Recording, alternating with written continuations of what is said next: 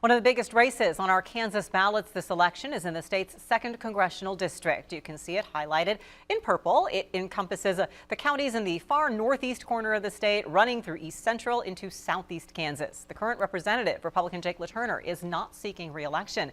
Nancy Boyda emerged from the primaries on the Democratic side. Derek Schmidt won a 5-way Republican primary. He was here last week. Nancy Boyda is here with us today. Welcome to you. Appreciate you coming in. Thank you, Melissa. It's good to be back as always. It is, and we have talked about, you held the seat previously. I in did. 2006. You were elected. Why make this run again? Well, literally, I could not sit by and watch what was going on in our country. And so in the last 3 months when I've been going around, people kind of divide into two groups. One is the one who says, I cannot pay for housing, I can't pay for my groceries, my health care, and we're really talking about kitchen table issues.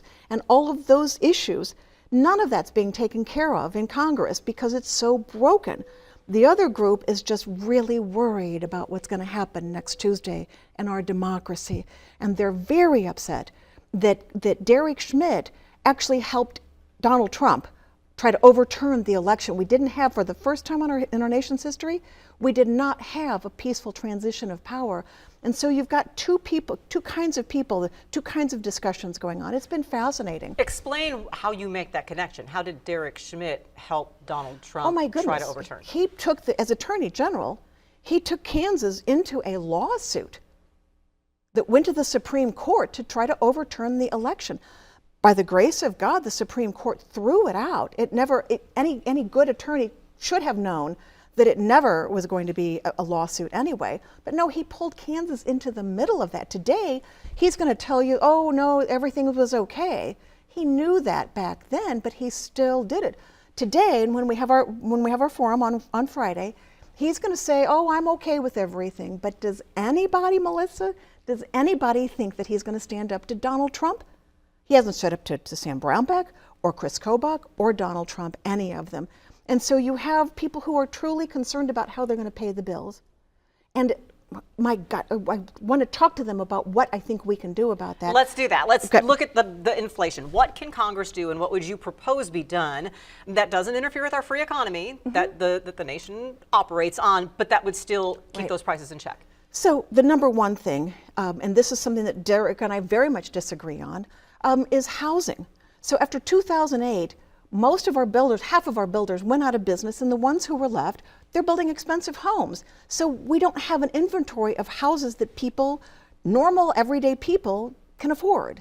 And so I have said this is the place where the federal government, the free market is not, and for 16 years has done nothing to address this. And it's a huge issue. I believe that this is a place that the federal government can come in. We were down in Parsons a couple of weeks ago, and he said out loud, no, I don't think the federal government can do anything about getting the price of housing down and bringing that inventory up so that prices will come down. He said the same thing with regard to health care. Kansas, there are 240,000 Kansans who still don't have any health care. And he's done everything he can to vote against Medicaid and everything that he can to overturn. He used our tax dollars 6 times to overturn the Affordable Care Act at the Supreme Court, and all 6 times, by the grace of God, they said no and they upheld it. But he still was using our tax dollars to try to overturn that. There are 240,000 Kansans who stay up every night worrying about how they're going to provide health care for their families. So having money to follow through on some of those things at the federal level means getting that money from somewhere else if you're not talking about getting it through taxes or elsewhere that Americans would pay. So what role should we have when it comes to places we are spending our money? And by that, I mean, what involvement should we have in Israel? What involvement should we continue to have with Ukraine? Well, you're talking foreign policy. Okay, because if we're talking about deficit, I'd love to talk about that. When it comes to one of the reasons that I am running, when you ask why, it scares the bejeebers out of me. The first time I've used that word, really. We're at the end of the campaign. It scares the bejeebers out of me when I hear people say that our allies are deadbeats. So if we show any sign of weakness, and Derek Schmidt, along with Donald Trump and a whole bunch of other people, they're okay with playing footsie with Vladimir Putin. They think that he's not a bad guy, that he's this man is our enemy, Melissa. And what I care most about is keeping my family safe, and that would mean your family too, just so you know. So any of this show of weakness that they are doing with our allies, Russia has been on offense since 1991, and they're not stopping. And we need to stop that right now before it expands into a world war, and then we are really pulled into something.